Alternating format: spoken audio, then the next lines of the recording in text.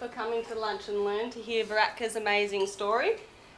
Before we start, I'd also like to welcome Brian from Senvet and also Richard from Sunset Films. They've been supporting Vratka throughout her journey, so thank you to both for coming. Without giving too much information about Vratka and her amazing journey, I'd like to mention just a couple of things that Vratka did that really stood out to all of us. And that was Vratka took her own long service leave, invested $60,000 of her own money, scooted from northern Queensland to Melbourne, and raised over $7,000 in the process. This is an amazing story. We're all very excited to have you here, and we're looking forward to hearing about your journey. So thank you very much. Thank you.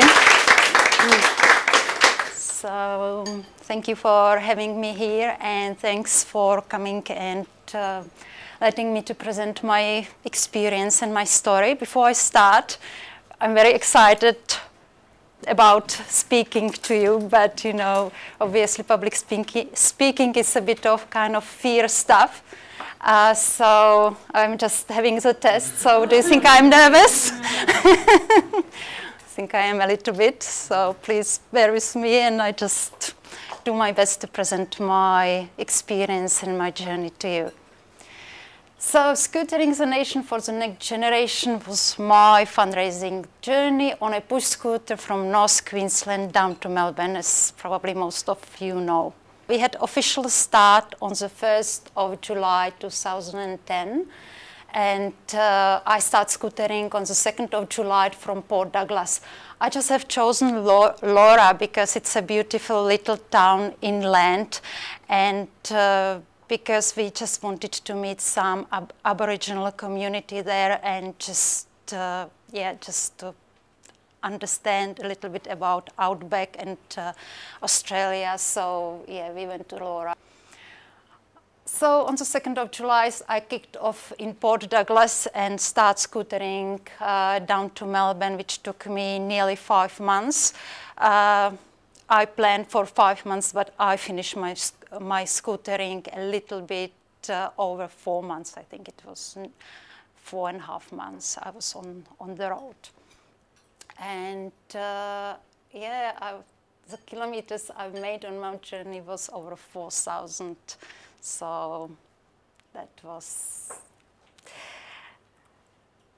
Why? Why did I set myself up for that long trip and use my holidays and ask for unpaid leave?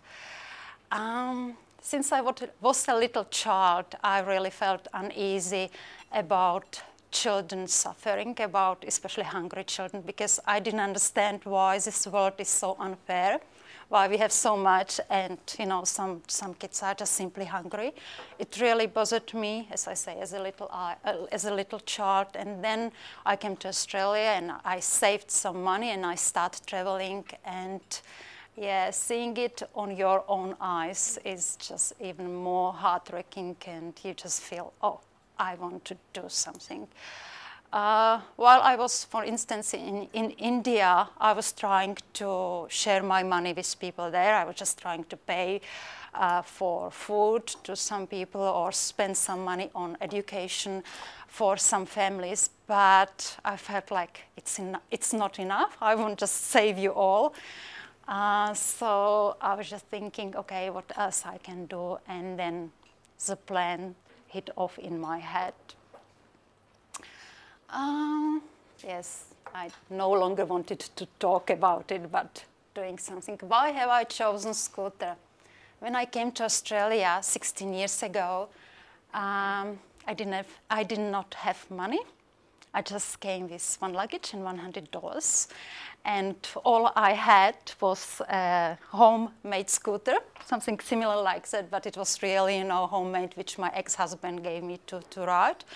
And then I went to school and I paid for a bus fare, and I came home and he said, oh, well, it's too much, we cannot afford it. So, okay, off I was on scooter riding to school, forwards and backwards, and that time I did get a lot of attention, and it was probably the reason why I have chosen scooter for my fundraiser.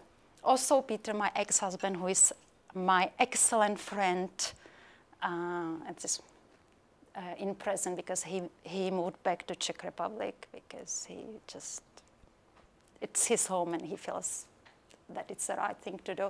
So he was scootering from Wilson Promontory to Cape York in 1997, and it was my inspiration for choosing the scooter. Who else is inspired me? Peter Singer and his book, The Life You Can Save. My colleague just gave me that book to read, and when I read it, I was so inspired. I thought, oh, it's the right book to read, and it's just good to get in contact with Peter, and I did. I just wrote him an email, and he really encouraged me to set myself up for that trip, and he also promoted my journey on his website, Life You Can Save. So he was really like mentor for that when I started preparing that trip. The aim of this trip was obviously to raise money for you guys, for Save the Children charity, but also I just wanted to spread a message that all together we can help to provide the tools, skills and resources necessary for the next generation to break the poverty chain, because I strongly believe that it is within our abilities to help. And I believe that there are no need for suffering and hungry kids. What I hope to achieve, when I started putting the trip together, I thought, oh, how much do I want to raise and what is actually possible. And my target was 3 million. And we raised about 7,000, as we said. So we have remaining 2,993,600. So let's see how long will it take us. And I hope to inspire other people. I met a lot of people along my journey. I met a lot of Australians, and I also met a lot of overseas tourists, people from Europe especially. So they all called me like crazy person, which they were probably right. Who I hope I will inspire. I started putting together my book. Yes, I did it.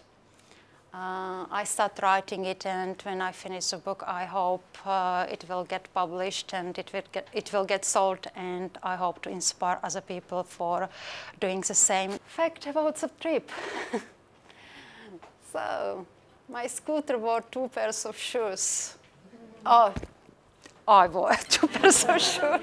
So did my scooter.